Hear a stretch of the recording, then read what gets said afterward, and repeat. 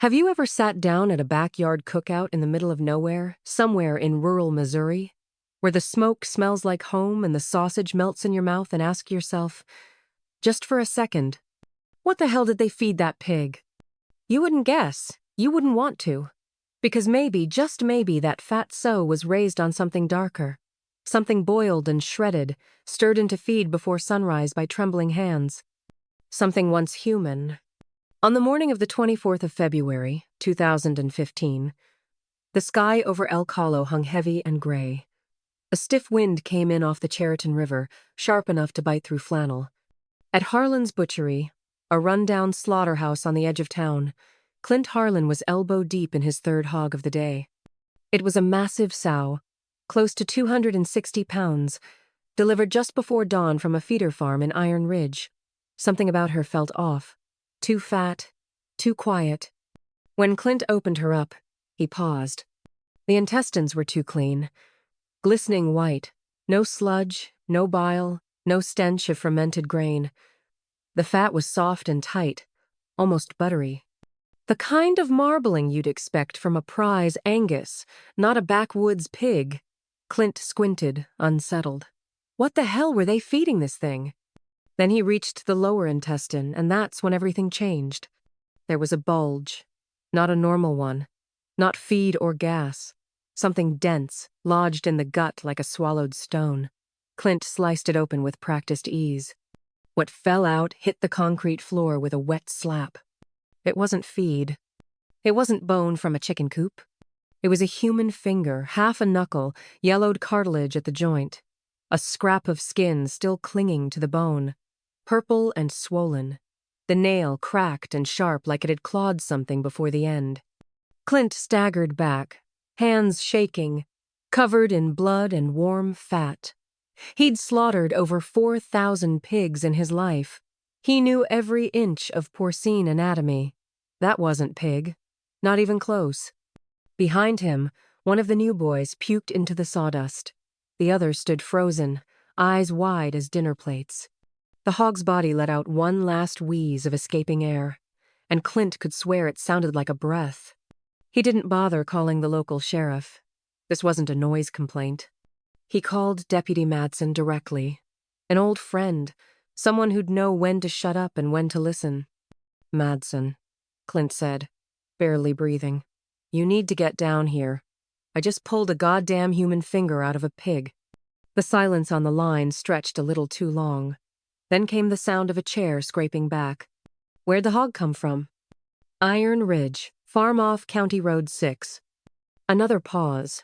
This time, heavier. Don't touch anything, Madsen said. We're on our way. 30 minutes later, a dusty cruiser pulled into the lot behind the butchery. Madsen stepped out, followed by a new guy from Kansas City who hadn't yet learned to hide how disturbed he was. They walked up to the blood-slick floor and stared at the finger, still lying there in a pool of half-coagulated fat. Madsen didn't speak for a full minute. Then, finally, he straightened up and said, "Call the state police. We've got a goddamn mess on our hands." By early afternoon, the call from Harlan's Butchery had made its way up the chain. What started with a frantic voice on a deputy's cell phone was now inked into a 2-page incident report sitting on the desk of the Missouri Bureau of Investigation, regional office in Columbia. The handwritten report was short, but its contents had every senior agent in the room shifting in their seats. Partial human finger bone recovered from inside a sow during routine slaughter. Specimen sealed. Urgent forensic review requested. By 3 p.m., a field unit had been dispatched. Leading the team was Detective Lucas Crane, a sharp, no-nonsense investigator whose reputation came from cracking last year's concrete canal case, a mutilated body buried in quickset cement outside of Quincy. Crane was in his mid-30s, dark skin weathered by long days in the field, eyes narrow and unreadable. He didn't talk much. Men like him saved their breath for conclusions. The butchery sat on the outskirts of Elk Hollow, a few hundred yards from the nearest crop field.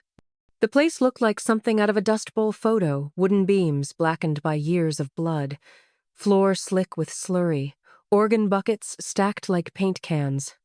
The human bone had already been sealed by local forensics and placed inside a blue evidence pouch, but the horror didn't stop there. Crane ordered 2 other pigs, both part of the same delivery from earlier that morning, to be sedated and dissected on site.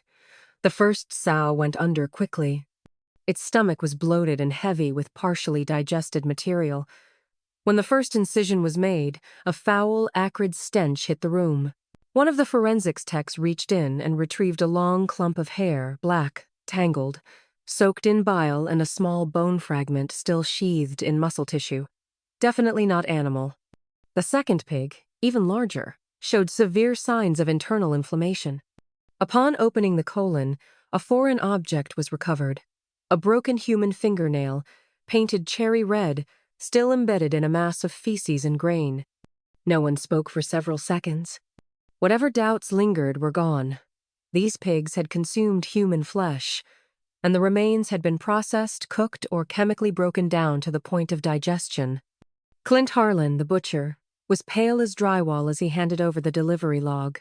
He wore the same blood-stained undershirt, his rubber sandals soaked in swill. He didn't argue, didn't stall. Hell, he even volunteered the paperwork before being asked. This batch came in on the 21st, lunar, Clint said, still shaking. 3 sows, delivered just before dawn. Been buying from them for years. Never had a problem. Name of the supplier? Crane asked without looking up, eyes still scanning the logbook. Guy named Donald Trask. Lives out near Iron Ridge. Farm runs about 20, maybe 25 sows. Wife's name is Paula, but they both do the selling. Health inspection papers? Right here.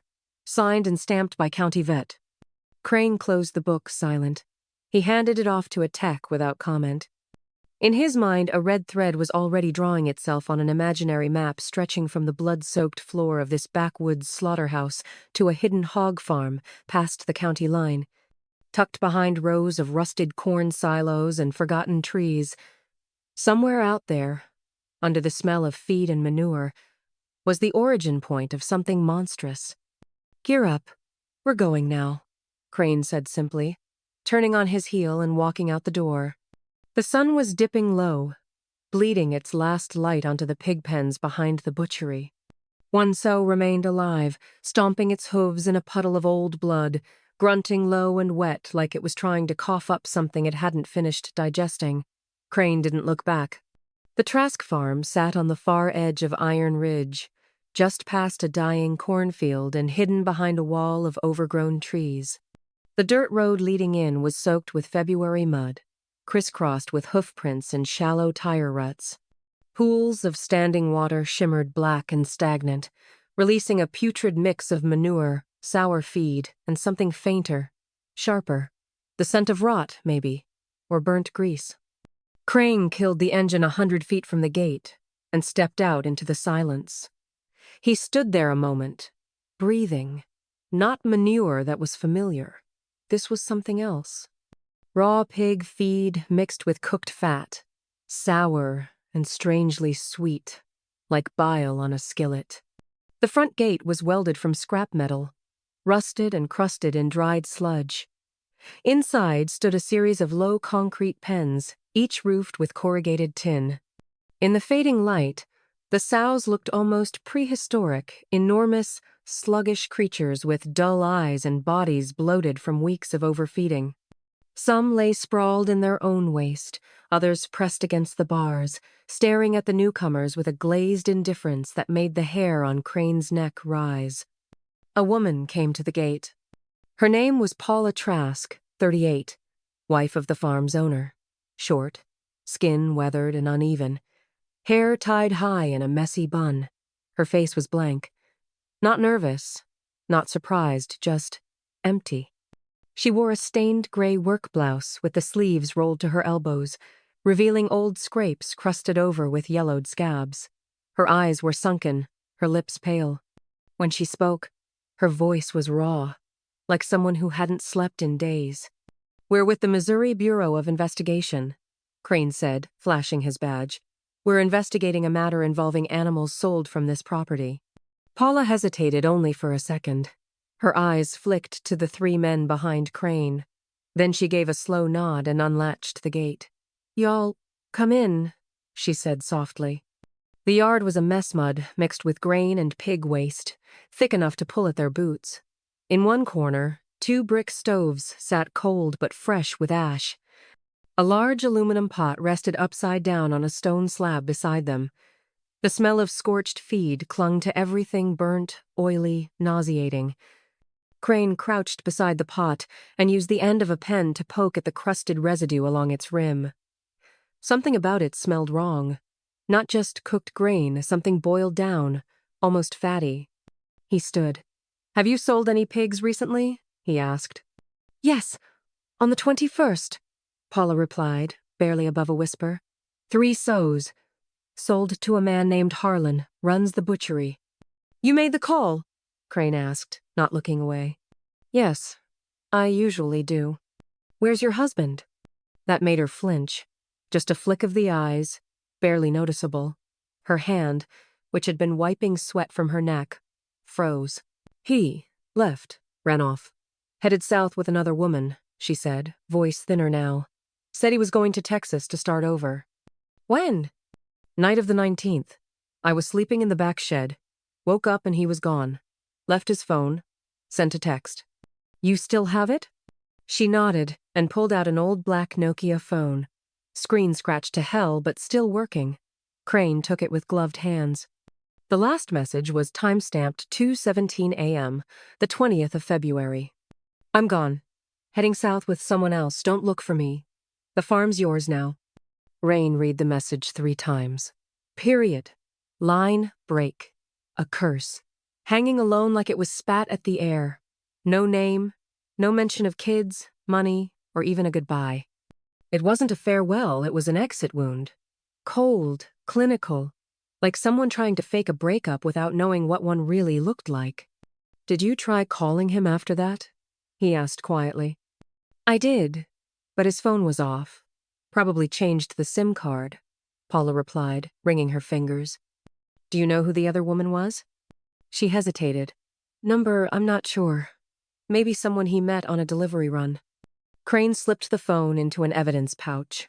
His eyes unreadable. He didn't push further. But he saw it all, the slight twitch at the corner of her mouth when she closed the phone, the tremble in her knee when she stood, the way her eyes kept darting toward the pig pens every time one of the animals grunted. Outside, another team was canvassing nearby homes. Mrs. Thelma Reed, who lived just next door, shook her head. "They fought all the time. He yelled at her like she was one of the pigs. I remember one night he dragged her out into the yard and kicked her in the stomach. She didn't even scream, just stood there like a ghost. It was like watching someone die without bleeding." Mr. Clyde Hastings, 2 houses down, said, "The place has been quiet lately. No shouting. But what gets me is there's still a lot of pigs in those pens, and I haven't seen anyone but Paula feeding them. No farmhands, no deliveries. Gives me the creeps." When the team wrapped up for the day, the sky had turned the color of old rust. Crane lingered at the doorway of the farmhouse. His eyes drifted to the kitchen, where an aluminum basin sat overturned on the tiles. Beneath it, a perfect ring of scorched soot stained the floor remnants of a fire that had burned hot, long, and recently. At his feet, a few sows sloshed through a shallow puddle of grime. One of them looked up, muzzle caked in feed, eyes cloudy, its stare locked on his as if it knew. Later that night, Detective Lucas Crane sat in a temporary command post, an old meeting room inside the Elk Hollow Sheriff substation, lit by a single flickering fluorescent tube. The humidity clung to the cracked walls. Tobacco smoke drifted from a deputy's corner desk. The place felt like it hadn't breathed fresh air in a decade. Crane didn't mind. It suited the case.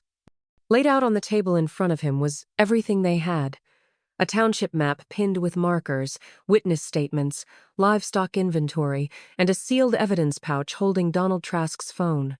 None of it told a full story, but each piece leaned in the same direction toward that silent, sagging house behind the tree line, where a man had supposedly walked away from his life with nothing but a text message and a ghost of a mistress.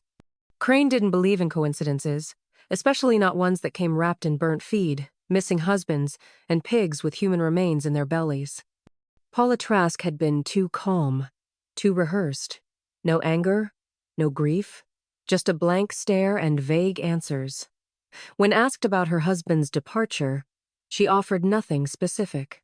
No location. No name. No sign of a real affair. Just silence and a trembling in her fingertips when handing over that phone. Crane had seen those tells before. In courtrooms. In holding cells. In women who had already made peace with what they'd done. But what stuck with him most wasn't her voice. It was her eyes. Every time he mentioned the 3 pigs sold to the butchery, her gaze slid not to the floor, not to her hands, but toward the pens. The tech unit got to work before sunrise. Using digital forensics tools, they pulled message logs and location metadata from the battered old Nokia Paula had turned in. The final text, sent at exactly 2:17 a.m. on the 20th of February, had gone to 3 recipients: the wife, a brother, and a business associate. All 3 messages were identical. But here was the problem. The origin point of those messages wasn't Texas, wasn't even outside the farm. It pinged from within the Trask property. Specifically, a small area about 150 meters from the main house, right around the auxiliary kitchen and the pig pens. A black spot on the township's surveillance grid. No cameras, no coverage, just mud, stench, and shadows. Then came the witness statements. Several neighbors confirmed they had heard shouting the night of the 19th of February, just hours before the message was sent. Screaming, curses, something heavy crashing to the ground. A man's voice, harsh and aggressive, barking words no one could make out. Then, silence. Thick, unnatural silence. And from the next morning onward, no one had seen Donald Trask again. His old motorbike sat untouched in the yard.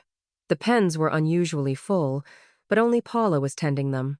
The kitchen was cleaner than anyone had ever seen it scoured, with ash and boiling water. Crane sat upright at the temporary command desk, elbows on the tabletop, fingers interlocked beneath his chin. The township map was spread out in front of him. To the side were photos, field notes, printed transcripts, and a sealed pouch containing the phone. The air was heavy with mold and stale tobacco. The whole room felt like it was holding its breath. Piece by piece, the story was coming together. Donald Trask hadn't left town. He never went south. The text messages weren't farewells. They were camouflage, sloppy digital brush strokes painted in panic to cover something far uglier. Someone had tried to fake a disappearance. Not with subtlety, but with haste. Most killers are clumsy in their fear, and that's where they slip. The team agreed on their next move. A full forensic sweep of the pig pen, compound focusing on the auxiliary kitchen, feed boiling station, waste pit, and drainage channel behind the pens. Anything left behind, charred bone, burnt tissue, a hair strand, could be the thread that unraveled everything. Because if the victim was fed to pigs, every last gram of flesh might be gone, but not every trace. That body, whatever was left of it, was still here, somewhere, buried in soot, trapped in lard, lying beneath slop, waiting. Clouds hung low all morning. Gray and sluggish, they dragged across the bare fields of Elk Hollow like bruises spreading across the sky. The Trask pig farm stood deathly still, the kind of stillness that made your skin itch. Inside the pens, bloated sows lay in mud and dung, their breath shallow, their hooves occasionally slapping into a slurry of rot and rainwater. Wind hissed through the sheet metal roof like someone exhaling through their teeth. The forensics team arrived at dawn, bringing swab kits, sample vials, UV scanners, and everything they'd pulled from the slaughterhouse earlier that week. Crane said nothing. Neither did the 2 agents beside him. They all knew how this worked every day, that past was a shovel digging deeper into forgetfulness. The fire had been scrubbed out, the pigs had eaten, the earth had churned. But experience had taught them something else too. No crime scene is ever perfect, not unless the killer is a pro. And Paula Trask was no pro. They started with the pig pens, methodically checking each stall, inspecting walls, drains, bricks, beams. One agent crouched by a feed trough and slid a flashlight deep into the sludge beneath it, where weeks of water and spilled mash had congealed into a thick paste. The beam caught something. Something thin, pale, stuck along the inner edge of the trough like tissue paper. He reached in with tweezers, pulled it free, held it up. It wasn't feed. It wasn't animal. It was human skin, barely a square inch of it, translucent and gray, like a strip peeled from the back of a dead fish. The pores were visible under the light, and it wasn't decomposed, just boiled. Soft, flattened, forgotten. They stopped immediately. No more searching, no more talking. The fragment was sealed in a sterile, cold pouch, tagged, logged, and lifted with gloved care. In Crane's eyes, the flicker of doubt had hardened into a single, unbroken line of deduction. The sample was rushed to the state forensics lab. Less than 4 hours later, the results came back. A DNA match. The tissue retrieved from the feed trough was confirmed to be human and genetically identical to blood samples on file for Donald Trask, the man whose wife claimed he had run off to Texas with another woman. Crane didn't say a word. He didn't need to. He signed the arrest warrant for Paula Trask in silence, the stroke of his pen slicing through whatever was left of the lie. By late morning, the squad car pulled into the farmyard again. Paula was pouring feed into one of the troughs, her back bent in a mechanical curve, face empty, movements robotic. When the warrant was read, she froze mid-motion. No protests, no denial, no tears. She simply turned her face away toward the far end of the lot, where the overturned boiling pot still sat exactly as it had 2 days earlier. Maybe she already knew it was over. Maybe it had started unraveling the very moment the blow landed, and the man became meat. As they walked her to the gate in handcuffs, the largest sow in the pen let out a sudden scream, high, hoarse, and unnatural. Its hooves thrashed wildly in the sludge. Crane didn't look back. He knew that sound. He'd heard it before. It was the cry of an animal that had been fed well but fed something it was never meant to taste. The second-floor interrogation room at the Elk Hollow precinct smelled like mildew and thyme. The tiles were stained a lifeless gray. The walls held years of silence. Paula Trask sat across from the table, head bowed, her palms flat on her thighs. The caked mash on her fingers had turned sticky with sweat.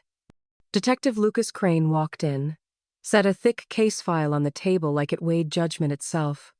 Inside were the DNA results, photographs of the skin fragment, message metadata, and location pings that proved the goodbye texts were faked. Everything pointed to one conclusion. He didn't press, didn't threaten.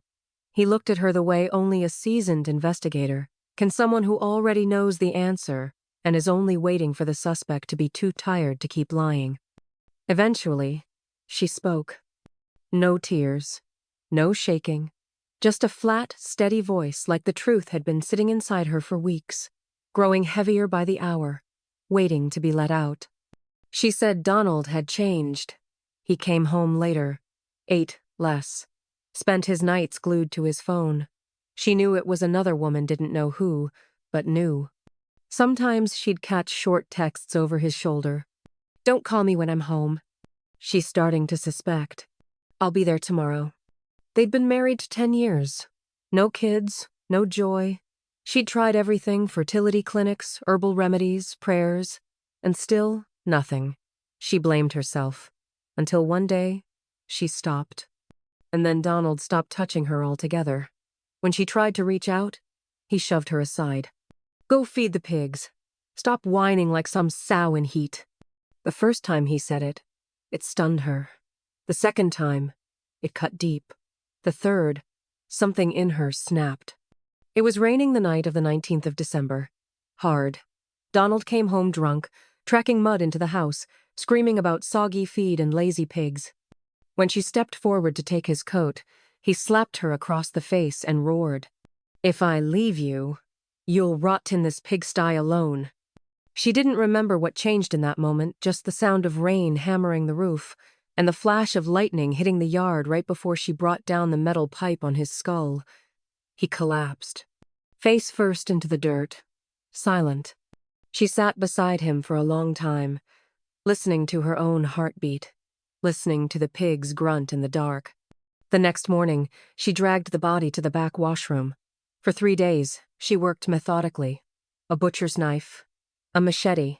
She boiled the meat in the slop pot, mixed it into the feed. The pigs ate eagerly. Flesh went fast. Bone took longer.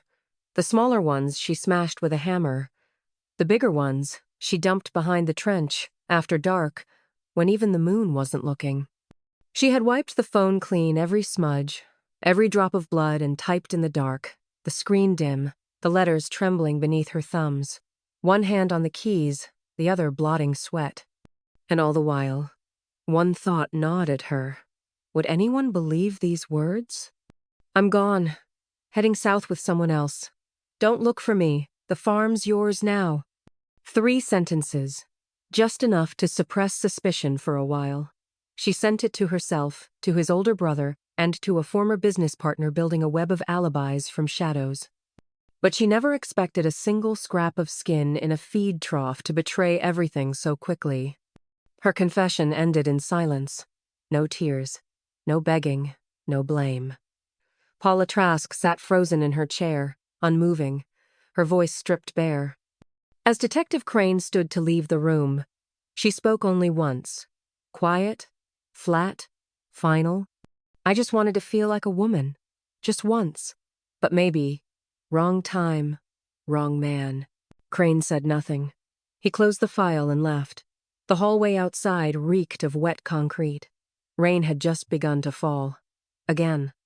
The same humid, clinging scent as the night blood hit the floor. Meat hit the pot, and the pigs screamed like they knew exactly what they were being fed. Her testimony didn't stop at the feed. In a second interview, Paula admitted she couldn't process everything. The soft tissue had gone into the troughs, boiled and mixed, devoured over 3 days. But the rest, the skull, the larger bones, the hands she couldn't destroy. She had tried. The cleaver dulled, the hammer slipped. So she dumped them where no one ever went, the manure pit behind the farthest pen, a place so foul even the dogs avoided it. Crane returned one last time with the forensic team, this time wearing full hazmat suits and carrying industrial-grade pumps. The pit was a round cement basin, nearly 5 feet deep, its lid crusted with moss and mold. Beneath it was a soup of decay, thick, black, and old. The stench wasn't just unbearable, it was violent. Over the course of 3 hours, the team drained the pit and scoured the bottom. They recovered 8 bone fragments, a jawbone still holding 2 rotted molars, a lumbar vertebra, a chunk of scapula, 1 length of humerus, and the smallest of them all, a severed pinky joint, the nail cracked, the knuckle pitted. Each fragment was photographed, washed, tagged, and sent for testing. The autopsy results confirmed what they already knew. All pieces belonged to Donald Trask. The skull fragment bore a long, uneven fracture consistent with a blunt force impact, just as Paula had described, a single swing of a steel pipe in a night full of rain. The trial came nearly 4 months later. Paula Trask stood before the court, charged with second-degree murder and desecration of human remains. The courtroom sat in silence as the judge read the charges. The defense argued prolonged domestic abuse, no prior convictions, and diminished psychological control. The prosecution countered with the facts: the calculated disposal, the feeding of flesh to pigs, the faked text messages. The court recognized her suffering, but also the horror. She was sentenced to life in prison. She didn't cry. She didn't look back. As the bailiff led her from the courtroom, she kept her head down, fingers locked together just as they had been during her first interrogation, nails broken, skin inflamed, as if still stained with the slop she'd stirred for 10 years. Each step she took echoed like it was sinking into mud. There was no statue for Donald Trask, no flowers laid outside the abandoned pig farm. The livestock had been auctioned off quietly after the investigation ended, the property fenced, forgotten.